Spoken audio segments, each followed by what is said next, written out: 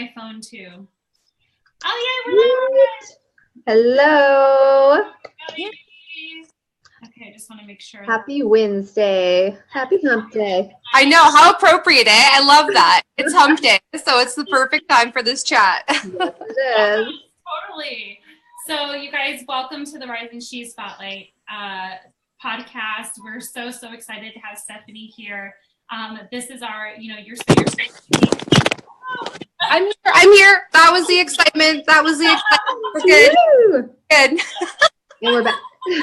That happens to me all the time. Like you're live and all of a sudden your phone falls and you're like, what the heck? That's not supposed to happen. So anyway, this is weekly Wednesday night woo-woo wisdom from guest speakers all over the world, and we are welcoming Stephanie Churma. Is that correct? You got it. And so Stephanie is the owner and founder of the Good Love Company. She's a relationship coach, expert, and speaker. I am super excited about this. Oh my God. For understanding both the energy and the brain behavior of romantic love makes her the one to watch for sure. So we are so excited to have you, Stephanie. Yes, welcome. Thank you, ladies. I'm so excited. Well, we're just going to dive right into it, and I cannot wait to ask you this. We ask everybody this, but this is going to be good. So what do you love about being a woman? What do I love about being a woman? Ooh, juicy. I think, and I'm going to be totally frank and candid here because I think this is the perfect space to do it. I had a miscarriage in December. It lasted about 6 weeks. It was absolutely mind-blowing. And I remember thinking in that moment how primal that experience was, paired with the intelligence of the female body and this vast emotion of like what we do, what we get to do with our bodies. And I think that in that time, I remember just thinking like, this is such a divine gift. We get to create life. We get to hold life. Our body does so much for us. And I think that that is, at least in my experience, such an amazing superpower. The idea of creating a human life, having that kind of flow through us and kind of being responsible for this massive job, I think is my favorite part about being a woman. Yeah, sorry, I was muted out. I have kids running back and forth. Yes. You get it. Yes. I love that answer. I really do. The idea of birthing humans, but birthing ideas and, new opportunities and things like that, and being able to nurture our little humans and nurture our ideas. And I think that's absolutely wonderful. Yes. So good. So, all right. So this is a really good question that I really like because I think it, I don't know, like we really get to see what you're really passionate about. So what's something that you are like passionately believe in that maybe most people don't necessarily believe or practice, or that's not necessarily something that's, common? Okay, I love that. Wow. What do I believe I'm one of those nauseatingly positive people. I'm someone who thinks that the worst day in your life is the best thing that ever happened to you. And I know that now with this mindfulness wave that's coming, we're starting to kind of understand that. But I really do think that horrible things that happen to you, our human can interpret as awful, but really it's this beautiful crux of strength and compassion. And we get opportunities to practice empathy and learning and forgiveness. And so something that I'm really passionate about is kind of living in this optimism and living in this mind frame of like everything that happens to me is okay, even when it doesn't feel okay right at this moment. I have a tattoo that says joie de vivre, which means like the joy of life or having a zest for life. And I've always kind of thought that having a strong positivity and strong vulnerability is the bravest thing to do when a lot of people feel that perhaps we need to toughen up. I hear that a lot. You need to toughen up. You need to put, your big girl pants on. And I think slightly the opposite, that it's really kind of about melting into the situation and taking grains of wisdom and kind of making that your armor, as opposed to kind of putting on this like tough facade. In a nutshell. Oh, that resonates Very, very deep. And that's something that I've really embraced over the last year is finding strength in the vulnerability. It takes a very strong person to be vulnerable and put yourself out there and put your emotions out there. And yeah, just finding the positivity in every situation. Not always easy, especially in relationships. It's not. It's very easy to stay in that story that we tell ourselves, or to stay in the pity. It's very easy to be a victim because A, you don't have to move. B, you get people saying they're there. C, you merge with other victims, so you never get the spotlight on you to shift and move. So I think it's quite comfortable and content to stay in that lower vibrational space. And vulnerability is the bravest thing you can do, to say, like, I may not know what's going on, I may not have a reason for it, but in this moment I am safe, and in this moment I am okay, and there's nothing that's actually here except this moment. So when we can kind of start to put that together little by little, we can just realize that, like, it's so much better given the option to kind of live in this connectivity of self, and be able to kind of say, it doesn't work for me to be miserable. It doesn't work for me to be cranky because I can't move from there. Does that make sense? Yeah. Okay, No, good. it's really, really good. Totally. Yeah. I love that. Well, sorry, I had shenanigans going, child, bathroom, pooping, whatever. Okay. I was reading through your website, and you talk about that what you provide as a service as being more than just relationship coaching. There's more to it. And I read a little bit farther into it, and I can absolutely, see how it's more in depth and more intense than that. So what's the primary thing you focus on when somebody comes to you wanting like a relationship coach? Awesome. Great question. Thank you so much, because that's probably one of my favorite things to talk about, because a lot of what we see in modern dating and modern relating is manipulative tactics. Mm-hmm. I'm sure you ladies remember The Rules, that book that came out that was like, don't call him for 3 days, don't tell him how you feel, all this stuff. And so that was kind of what we learned. We learned how to contort ourselves into be something we assume a man wants us to be. We go through dating thinking, well, I just got to be flirty and coy and mysterious and say a little but not too much, and it kind of becomes this act. And so we've gone through modern dating putting on this front. And what tends to happen is people just say, I want a boyfriend, I want to be in a relationship, I don't want to be by myself anymore, but they haven't broken down how we've dated and then how we've behaved in that. So when people come to me, we kind of break down what doesn't really work in modern dating and what the client or prospective client's beliefs around romantic love. So what did love look like growing up? What do you believe to be true about love? I teach the romantic blueprint. So all of your thoughts and beliefs plus your behavior is what your experience will be. And oftentimes people that come to me are just so fed up. They've read the books, they've done all the YouTube tips, and they're like, why isn't it working? And it's not working because deep down, your belief about romantic love is running the show. So when you're 6 years old and you see your parents fighting, a little part of your brain says, okay, love is supposed to be dramatic. Love is a roller coaster. People argue. And so when we go through adolescence and we start dating, our brain says, pick the crazy, because that's what we know. And so then the universe says, okay, here's one. You want roller coaster? Here you go. But we don't know that we're operating from that place. So then we get frustrated, and then it turns into screw this. Fuck men, I don't care, whatever. And really it's about, okay, let's peel back what we believe to be true. So the behavior of it, cut that in half, And then once that shifts in you, your energy changes and your frequency changes, and then your outward experience changes. So you meet new people, you're drawn to do different things. You have an urge to go somewhere you wouldn't go, and the guy behind you, you strike up a conversation with. But that can't happen unless you figure out what your pattern is, or what your behavior is, what your blueprint is, and then dissect it to see if it's actually serving you.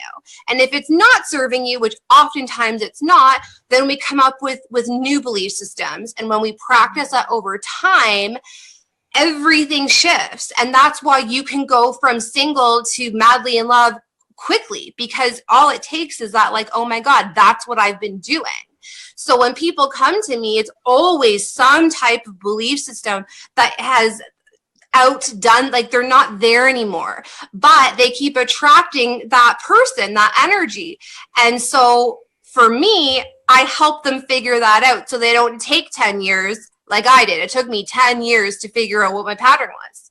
So that's kind of the difference. It's not about be cuter. Sorry, my phone's dying. I'm totally gonna plug this in. It's not about be cuter, or, you know, here are some tips to make him go crazy in bed, or all these manipulative one-dimensional things, because if you're still operating from that place of men are blank or relationships are this, then all the lip gloss and sex positions in the world isn't going to change the people that you're calling in.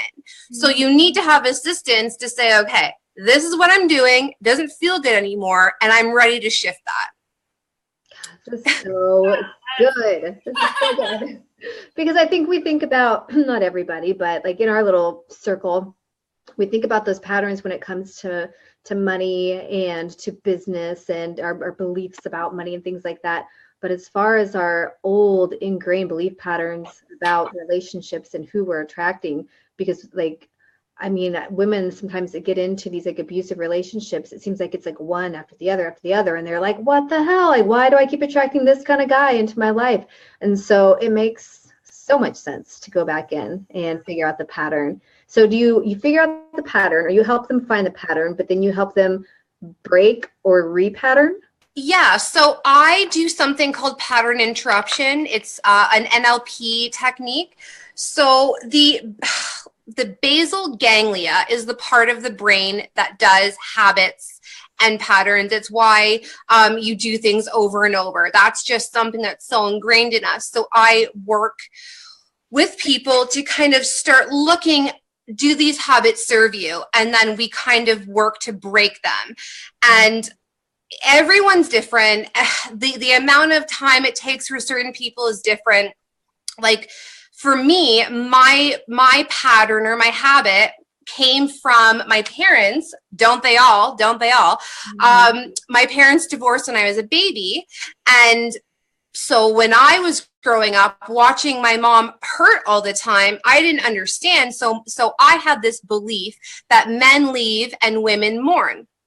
And so when I grew up, that was my habit. My habits were to continue that pattern, and my subconscious, my energy would bring that to me. So it kind of became this 1-2 hit.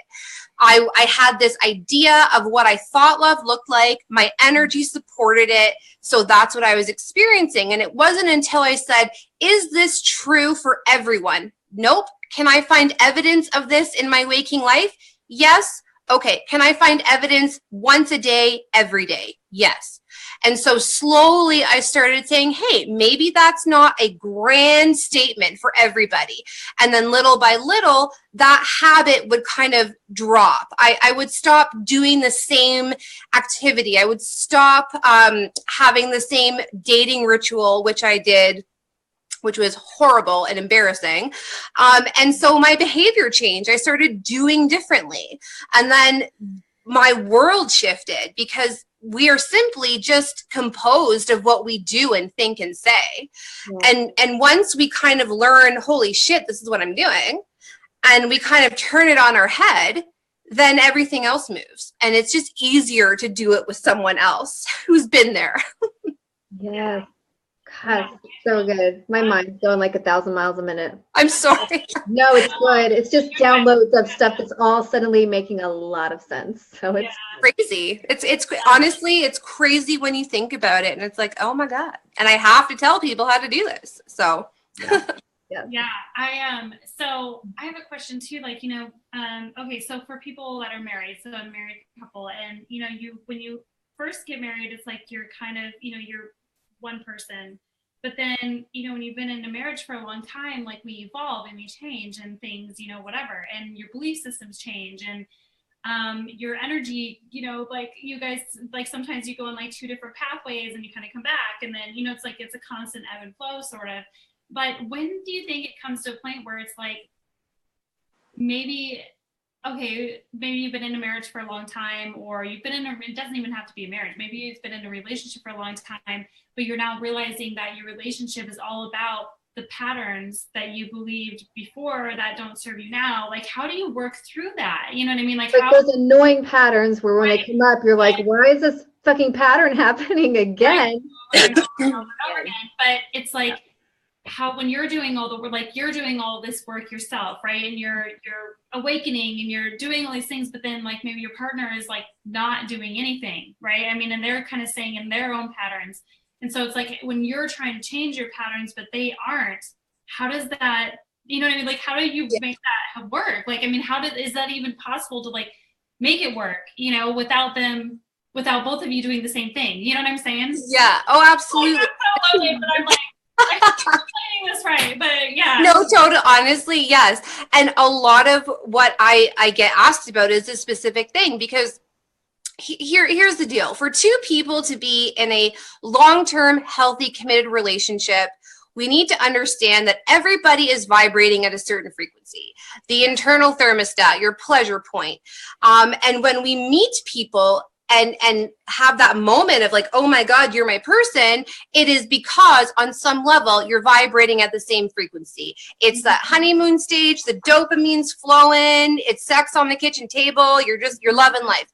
Yeah. The thing that happens is that people forget that life happens, things happen, kids happen, jobs happen, and we have to remember what the vision is, and we have to remember what the point of the union is. So a lot of what I hear is that women are into the woo, women are doing the personal development, and the men are like, what is that? I don't get it, whatever. And so there could be this sort of disconnect, and it really is the job of the partnership to address it and to look it in the mirror. But that's uncomfortable and icky. So we say hi and bye and really don't do that. And I think what's really important, and I say this to a lot of my clients in relationships, is to remember that even though you are in a union, there are 2 different people. And your job is not to coach your husband. Your job is not to shove books in his face, like make him do all these things, because that doesn't work. I tried it. It doesn't work. Men are, and this is where people can get upset, but men are hardwired from primordial days to be the protector, the provider, the man. And oftentimes what can happen is when the woman is doing her thing and shifting and changing, the man doesn't want you to not do that or to not shine. He just doesn't want to feel like he won't be needed anymore. Mm-hmm. And so what can happen is men don't know how to communicate that. So what it can look like is, oh, you're doing that again. Oh, you're doing, oh, okay, whatever. And then we're like, but this is my dream. This is what's amazing. And then we go deeper and say, oh my God, we're not connected. Whew, we're not going to work. It's shit. We're changing. And really, it's like you're talking about the last 4 months of my life. Go ahead. Keep going. You're like narrating my life. Continue. Yeah, it's really about understanding that men at their core want to feel wanted. They want to feel like they're needed. men are mush. They're softies. They just don't have a crew. Like, can you imagine if your man called up his buddy and said, Josh, I've been having this really crazy day. My energy's up. Can we go through a meditation? Like, they don't have that. So they don't know that. And so what can happen is we kind of have this expectation that you're my partner, we're together, you need to understand this, you need to get this, and we kind of shove it down their throats and then get upset when their reaction is not what we expected. Because really, resentment is just premeditated expectations. We assume he's going to react a certain way, and when he doesn't, we get pissy. And so it's really just about saying, okay, I love you, I want you, up the intimacy, up the touch, up the affection.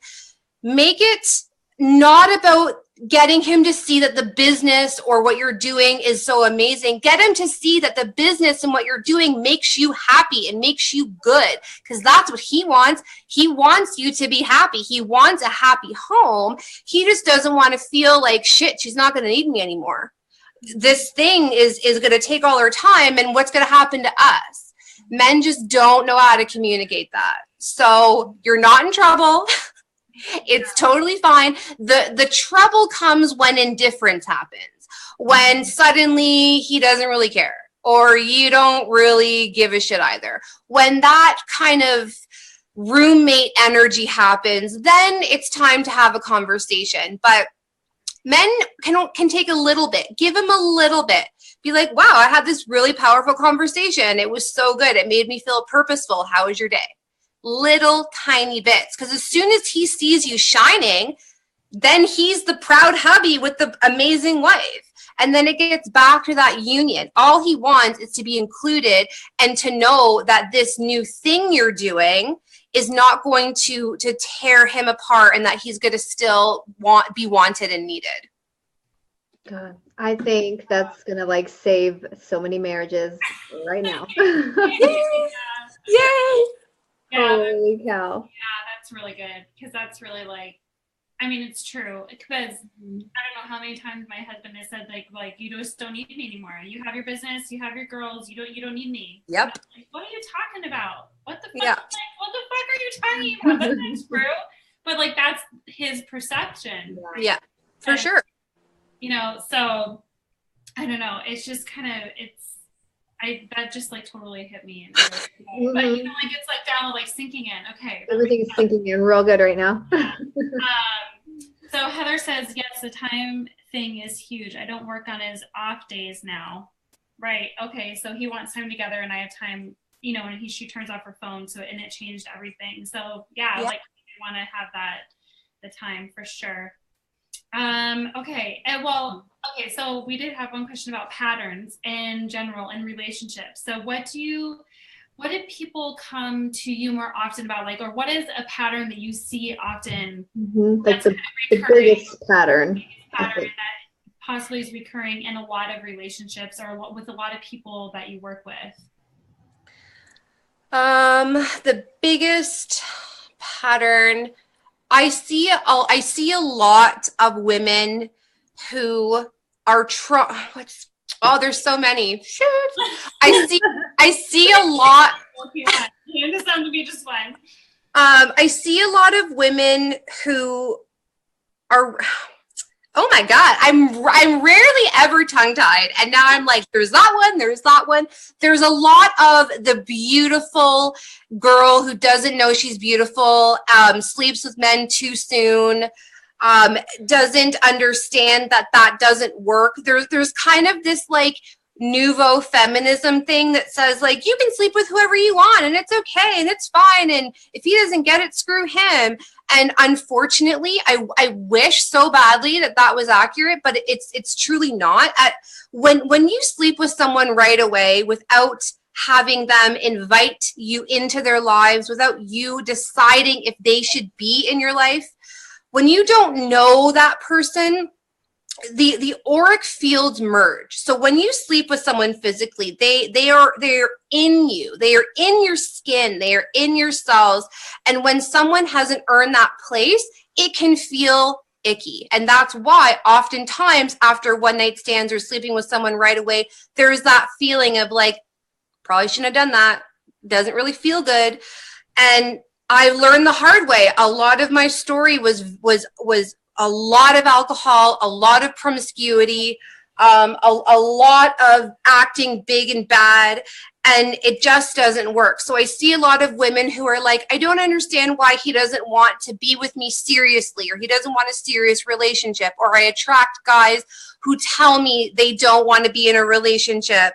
And when we kind of break down the behavior, it's because they present themselves in a way that they're not to be taken seriously. So they're getting too drunk on dates. They're hooking up right away. They're trying to put on this act.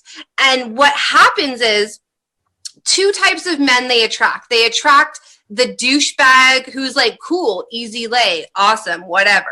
Or they attract the good guy who's slightly disappointed, but is like, all right, sex, okay, cool. Because men want to unwrap the package. They want to have a mystery. There's part of the man's brain that is like, ooh, this girl's intriguing. I want to know more. They don't want to sleep with you right away. They don't, I promise. They don't. So I see a lot of women who are just, they think there's something wrong with them. They think like, you know, I don't understand what it is. And it's because they are trying to be something they're not, or they're trying to put on this air of men can do it, so can I. I'm going to be like one of the boys. And then men don't want to marry that. They just don't. Unfortunately, I'm sorry. So that's something for sure. A lot of worth issues, a lot of self-protection issues, like women who will break up with men after a month. And there's actually one of my students that I'm working with now, she breaks up with guys after a month. And we kind of went through it. And I said to her, I'm like, isn't it safer to be the one to break up with the guy? Isn't it kind of fun to like test the waters, dip your toes in, try it out?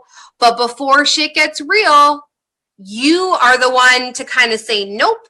So you don't get your heart broken. You have all the power. You kind of got the taste. You got a couple dinners out. You got a feel for it. But there's a part that hasn't healed. So she pushes it away. Yeah. Like there is so much I see. I was gonna say, I mean, does that just come from, because I mean, I've been married for, me and my husband have been together for 20 years. I'm 35. We got together when we were 15. We've been together our entire lives. Oh my God. We've been through every phase you could possibly imagine. And it's almost come to this place where if I think he's going, like I started to just protect my heart, because we're in this like little like ebb and flow thing right now.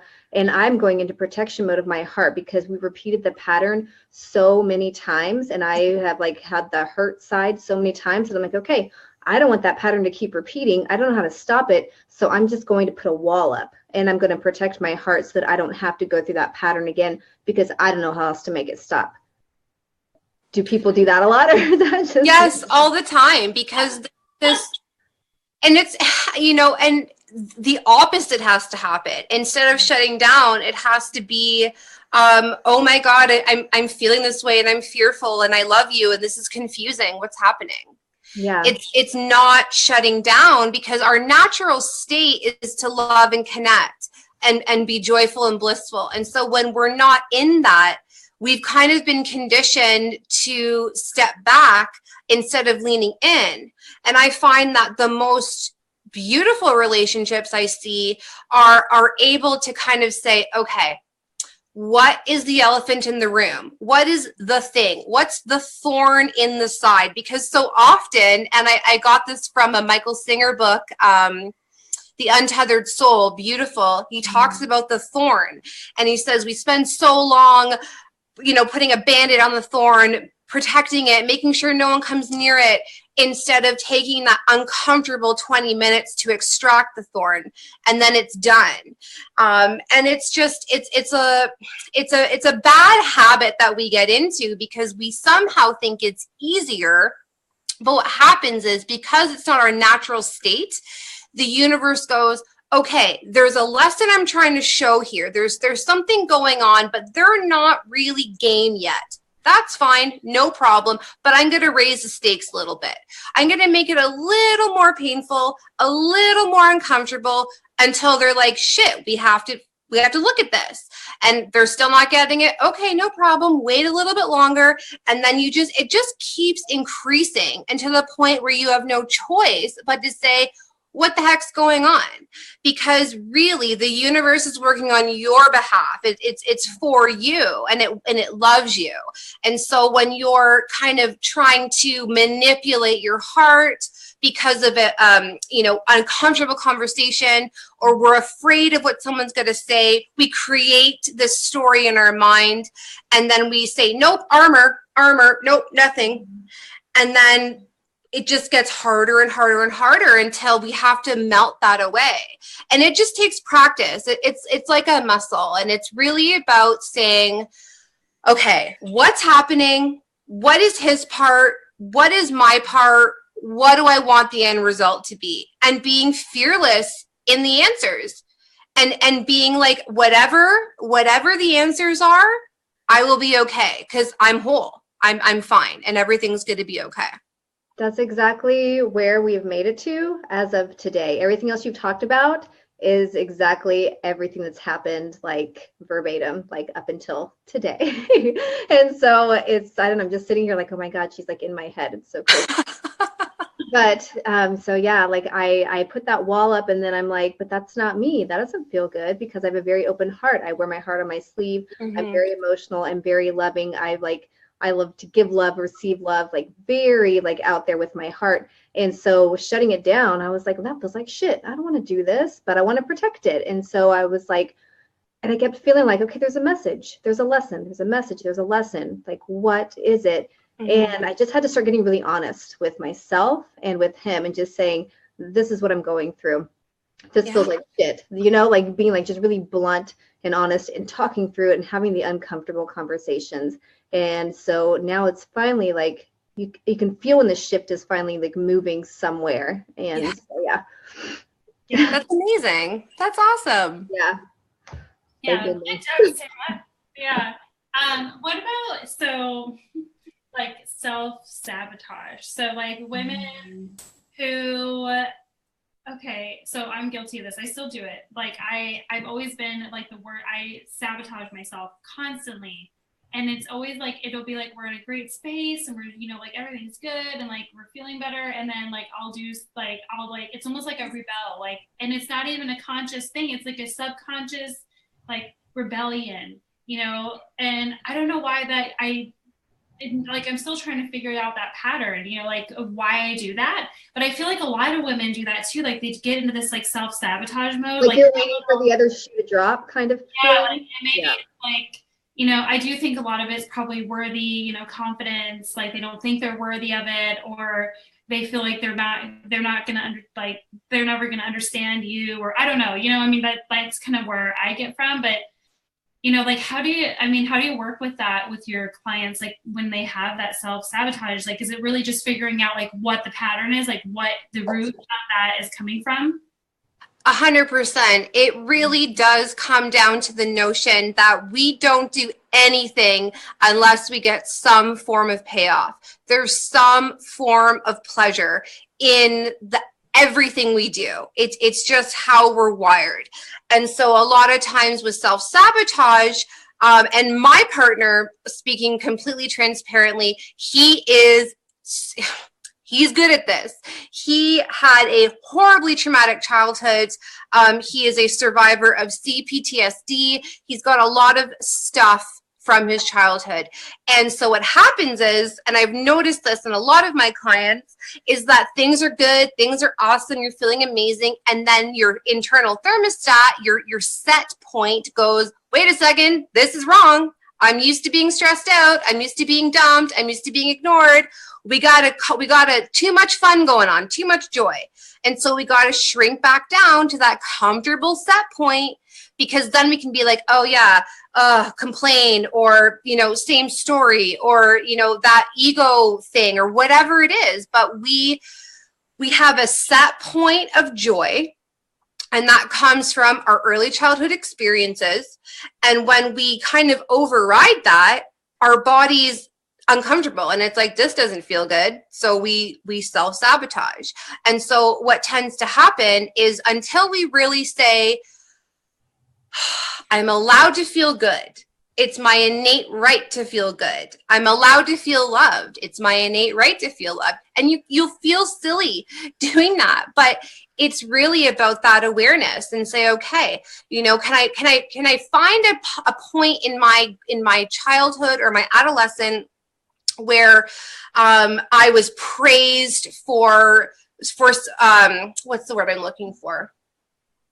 With my partner, whenever he didn't do what he was supposed to do, he always got attention for it.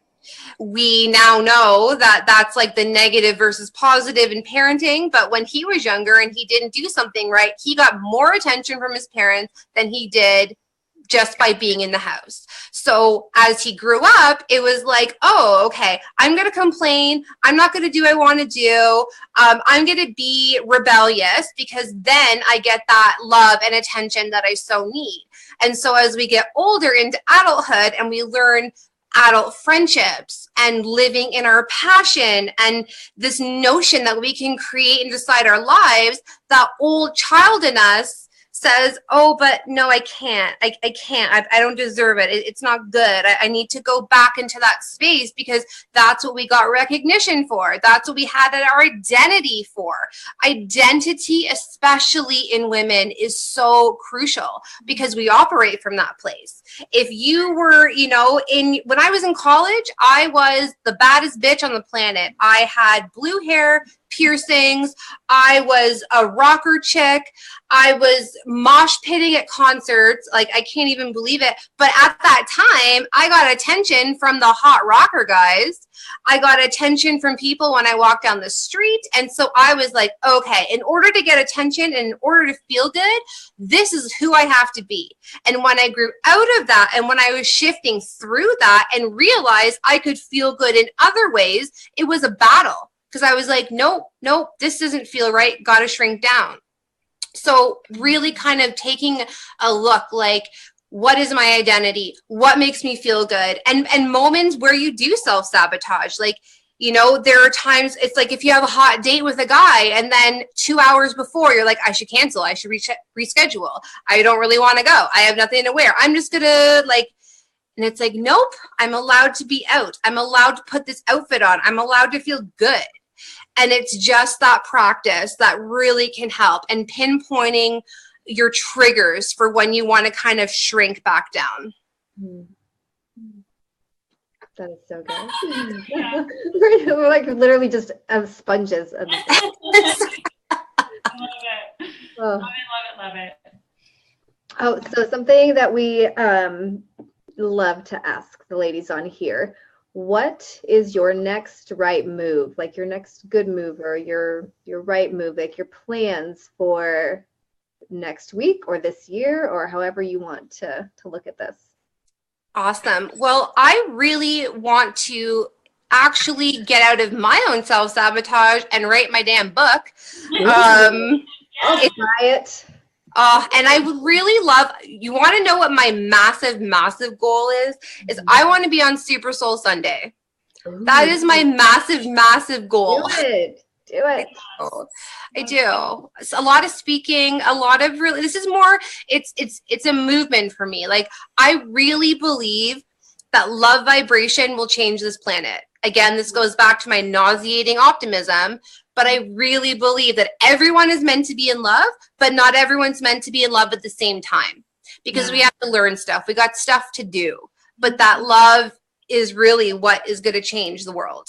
Unconditional love is the power of source, my friends. And it's you got it. Yeah. That's what source is. You guys, the universal energy, creator, God, all of that is unconditional love. It's the highest. I mean, that's how you differentiate the voice, the ego voice versus the spirit voice. If it sounds like negative bullshit, it's something in your head. And if it sounds like unconditional love, support, joy, and peace, then that's spirit and that's your heart. Yeah. I truly believe that too. That love will change the world. Yeah, It sounds so absolutely. corny. Like people are like, what? Like, I know, but it's true. it's true. You don't understand. Don't judge us in our hippie level change the world movement. I know. I think of what's that Christmas song with all the celebs from like 1988 where they're singing about changing the world with love. Bono's in it. I'm gonna. Is it the love train? People from the world doing a love train. Oh my god! Yeah, it's love train. Yeah, that's funny. Oh my god! Yeah. Yeah, I don't know what you're talking about. Is it the All We Need Is Love? Oh. It was like a Christmas song, and this is gonna piss me off. Is it We Are the World? Yes. Kelly, that's in the group. She said, "We are the world." Yeah. Yes. She gets 5 stars. I love it. Thank you guys. Yeah. Well, we want to thank you so much for joining us on the Rising podcast. Like seriously, absolutely amazing, mind blowing. Yes. I want to talk to you. You've just changed my entire life. Just FYI. Thank you. We really want to know, where our tribe, where our ladies can find you and get in touch with you. So where can they find you? Awesome. Well, my website is called thegoodlovecompany.com. I'm searchable on all socials. On Instagram, it's at The Good Love Co. And Facebook, just Stephanie Churma, and you can find me there. I would love to connect with you. This was so much fun. You ladies give me life. I know it's so corny, but it's such an honor to do this work. Like I truly, genuinely appreciate this. And you girls will message me in a bit and we can chat for sure. Yes, and we'll post all your stuff below this and kind of keep an eye on the thread where we put this video because usually all of our women come in and then they start reaching out to you through that means and asking the questions. And because we have a lot of people, like we leave our live thread up obviously, so we always have people come back for replays and whatnot. Yeah, so definitely. So yeah, well, thank you again. Thank you. Like really so good. So many aha moments for me. Like you have no idea. Patterns and things. So truly awesome. So you guys, thank you so much for joining in, obviously, again, for another Wednesday night. So this is your weekly woo-woo wisdom for this week, and we will see you guys next week. The next speaker. So, awesome. Have a good night. Thank you so much, Stephanie. You're so welcome, ladies. Thank you. Bye.